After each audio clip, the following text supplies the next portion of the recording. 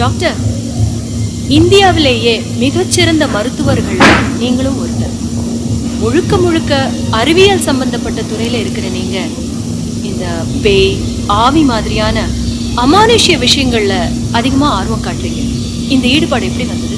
நீங்க சொன்ன மாதிரி அறிவியல் சம்பந்தப்பட்ட ஒரு டாக்டரா இருந்தாலும் அடிப்படையில நானும் ஒரு சாதாரண மனுஷன் தானே.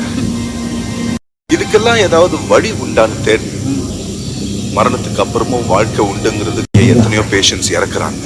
மரணத்துக்கு அப்புறம் அவங்களுக்கு எல்லாம் என்ன ஆகுது, அவங்க எல்லாம் எங்க போறாங்க, இந்த மாதிரி பதில் தெரியாத கேள்விகள்லாம் தான் என்ன இந்த விஷயத்துல ஈடுபட வச்சுது. ஆவி, பேய் மாதிரியான அமானுஷ்ய விஷயங்கள்லாம் உண்டுங்கிறீங்களா இல்லைங்கிறீங்களா? உங்களுக்கு பதில் சொல்ல உங்க எல்லாருக்கும் தெரிஞ்ச நியூட்டன் லாவை தான் பதிலா சொல்லணும். எந்த ஒரு விசைக்கும் சமமான எதிர் விசை உண்டு. இது விசையில மட்டும் இல்ல, எல்லா நடைமுறை விஷயங்களுக்கும் இது பொருந்தும்.